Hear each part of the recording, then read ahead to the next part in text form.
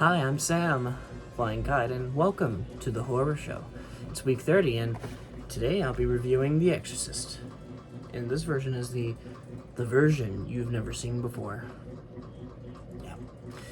I'm only going to do this one and then the third one next week before I get into my next franchise. And there's a couple reasons why I'm only doing these two movies, but there's like one big reason, and I guess I already told you I'm doing the third one. It's only really because of some characters that are in the next one, and I really like the third one. So let's talk about it. Brace yourself as one of the all-time spellbinders possesses you all over again. Director William Friedkin and producer-screenwriter William Peter Blatty have revisited The Exorcist and integrate 11 minutes of scenes and images deleted before. Now see the moments deepening the impact of the performances of Linda Blair, Ellen Burstyn, Jason Miller, Max von Sydow, and Lee Jacob. They may include a nervous disorder diagnosis, expansion of Father Merrin's arrival before the ritual, priestly doubts during the ritual, an epilogue with Lieutenant Kinderman and Father Dyer, and most notably a shattering staircase descent by Reagan.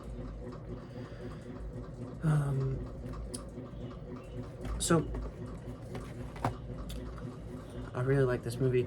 I didn't really tell you what it's about by reading that. I was kind of thinking it was going to tell me, but no, not really. So there's three stories. There's three stories, but the movie, it's basically two stories, with the third story being the first 5 minutes and then the last 15 minutes.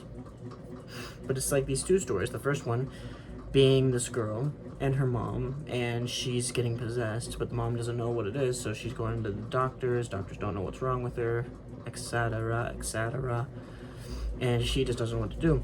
Well, you have another story, which is about Father Karras, and he's like a psychologist priest.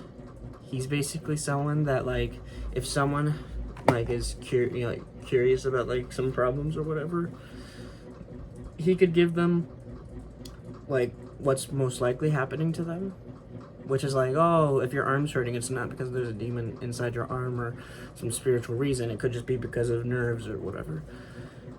But throughout the movie, he starts to like lose his faith. It doesn't really help, of certain things that happen in his life, but it's just ultimately faith. He's losing his faith.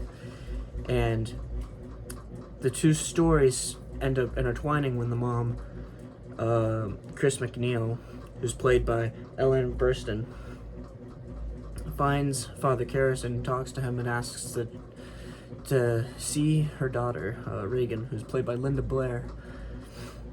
And of course, he ends up thinking, based on what he's seeing, that this girl needs an exorcism.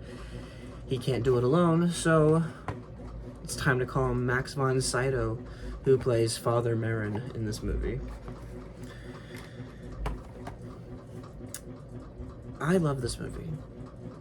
Not as some comfort movie to go watch like Army of Darkness or whatever, but more in the sense of this is a really good and legit movie, and one that if I were to like turn the lights off and just focus in this movie and put myself in this world, whether I'm this character or that character, or just not even like I'm a character, that I'm just there, by the end of the movie I'll start crying, or I could start crying if I wanted to be emotional about it.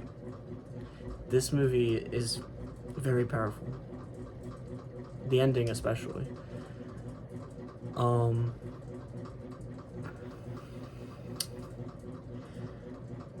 Some people I don't think quite view it like that, and so before I go to my rating, I'm gonna go over quickly the IMDb ones. So IMDb has this movie an 8.1 out of 10. About 482,000 people voted. So let's start. 1 out of 10, the most overrated film of all time.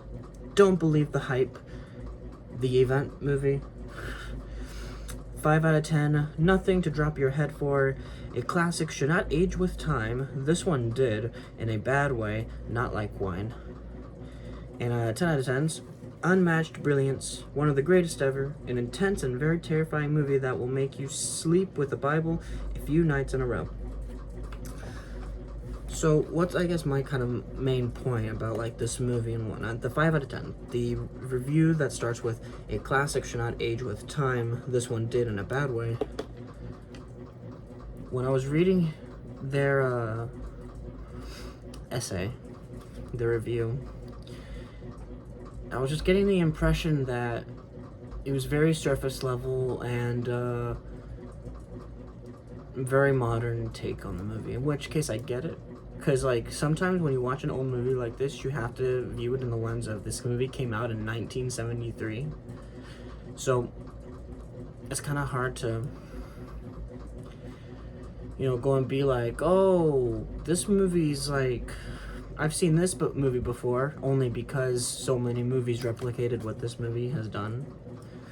So, that doesn't quite help its case, I suppose, in that sense. But the surface level thing, it's like, as I was kind of saying earlier, comfort food movies. Like, if The Exorcist is your comfort food movie, I would love to talk to you. Not because I'm like, what's wrong with you, but I'm just super curious about that. Because this movie, in my opinion, is a very, like, emotional movie that you really should not watch as something, like, casual. Like, oh, just put it on for funs. Because if you put it on for funs, you're either going to miss a lot of stuff, or you're going to be, like, super invested and you'll start crying at the end. Kind of thing. Maybe not necessarily crying, but, you'll be like, wow.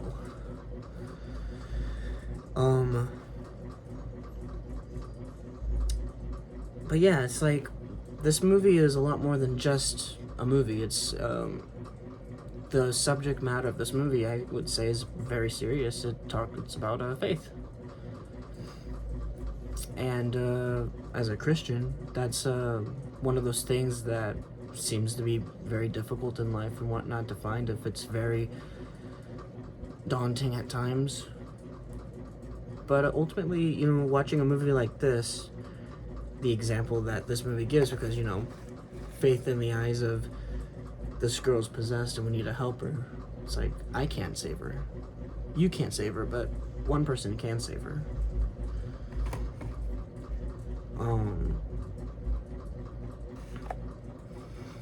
So it's really interesting in that sense of, like, you're watching it as, like, this movie is telling, like, a story and has a message, and it's not just something to watch for funsies, because this movie isn't supposed to be a funsies kind of movie. You're not supposed to, like, giggle and whatnot the whole time. Although I suppose you could, some people do, but I would say that's probably just because they're viewing it more casually and whatnot. I would say they're watching it the wrong way. I suppose a good way of putting it is that there's like a song, right? And someone makes like a slowed reverb version of the song, or a nightcore version of the song, and alters the song. It's like, it's cool, but like, what was the original intention behind why the song was the way it was to begin with? There's like always a reason for that. So when you're watching a movie and you're viewing it, sure, you could view it, like a super funny movie or a super serious movie or whatnot, but it's like, why was it made to begin with? And I would say this movie was not made to be a silly movie. I would say there's like probably two huge things about it that make it so, hey, it's more serious than silly. And if it is silly, it's not because it's film silly, it's only because of like plotline, like dialogue that's meant to be, bring some kind of humor in a darker movie like this. But that being the director, William Friedkin, and then the writer, or the guy who wrote the screenplay, William Peter Blatty, who also wrote the original novel, The Exorcist, which was based on a real story. Although, maybe not loosely based, but like, obviously with time and whatnot, things change.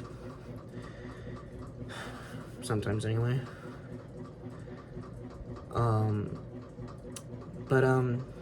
This movie, I would say it's a more serious movie. I kind of said that like 5 times already, but let's get into my review, okay? The story, I think, is a 4.5 out of 5. I just think it's really good stuff and really powerful with that ending too. It's just really huge, I think. And then when a movie like The Exorcist 2 comes out, it kind of makes the first. When The Exorcist 2 comes out, it makes the ending for The Exorcist for nothing. And someone could say that the idea of The Exorcist 3 could also do the same thing, but I would say it plays it off a lot better than the second one would. I'm not gonna say what the ending is for this movie, but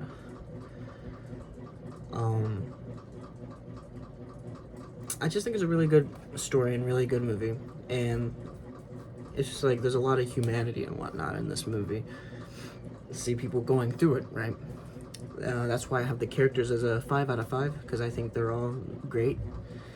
The characters and the development throughout the movie, I think all the characters, 5 out of 5. Setting's a 4.5. I think the biggest thing, it's not like some crazy out there setting, but I think the biggest thing about the setting that I really like is how, in the beginning, because it's like, all right, as I was saying earlier in the review, there's like 3 stories. The first story is about the mother, the second story is about Karras, Father Karras, and the third story is about Marin, Father Marin. But Father Marin is only like in the first 5-10 minutes of the movie, and it's kind of like introduction / foreshadowing of what's gonna happen at the end. And then of course, you know, at the end, that's when he's there. But they're like at some archaeologist place. Archaeology, you know. He's out in the desert. And, you know, like, somewhere in the Middle East, I forget where exactly. Or, in Palestine. I don't remember where it was, but he's out in the desert. Over in that side of the world. And then, like, things are happening in, like, North America and the East Coast, I think.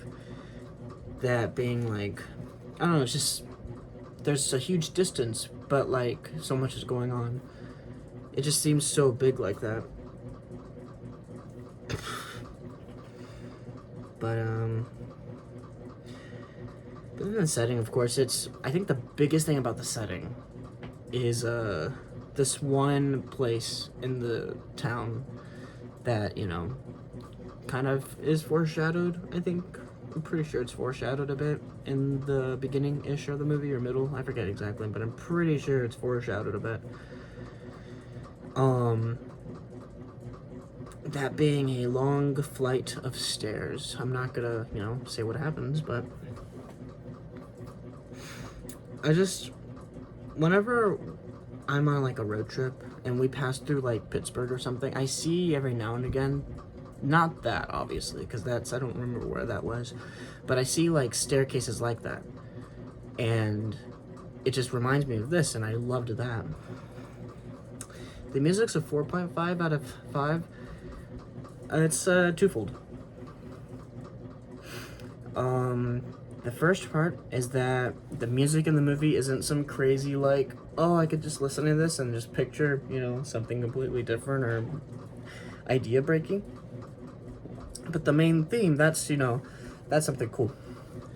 That's also a bit of a funny story. So, William Friedkin, he was, you know, he got a composer, I forget what his name was, but he did not like what the composer was composing. So he got rid of him, and then he went out looking for music. And he ended up finding Tubular Bells, in which was just what he was looking for. That music, it gave about a lullaby kind of sound to it, but, you know, it's a bit off. And that's what he was looking for. So it's just funny that, like, that piece of music was made before the movie came out, but that movie popularized it. So, like, if you started playing Tubular Bells out and about somewhere, someone's gonna be like, oh, that's from The Exorcist. But it's like, oh, no, it's not. It's in The Exorcist, but it's not from The Exorcist. Technically, I suppose.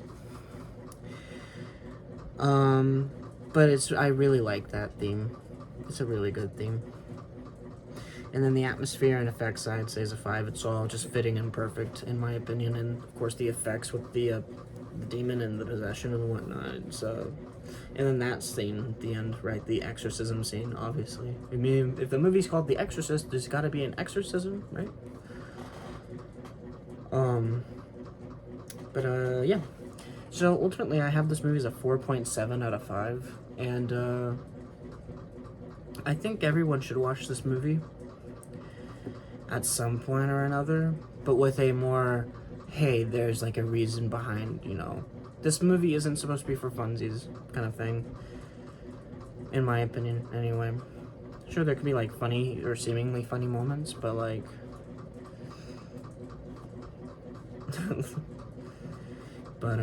yeah. I feel like there was something else I wanted to say, but I don't know, I don't quite remember it right now.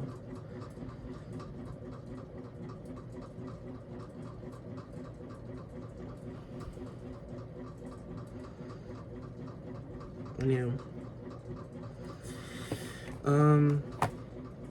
Yeah, I think that'll be it. And if there is something else, then I'll have to save that for the next review, which it will be The Exorcist 3. But, yeah. I'm Sam, Flying Kite. This is the horror show. It's week 30 of the horror show, and I did The Exorcist. Also, the scariest movie of all time, so clearly it's gotta be the best horror movie of all time. Even though it's not on IMDb's top 250 movies, like, I think that's a bit of a shame. It should be on there. But anyway, yeah, I think that'll be it. I'll see y'all next week. Goodbye.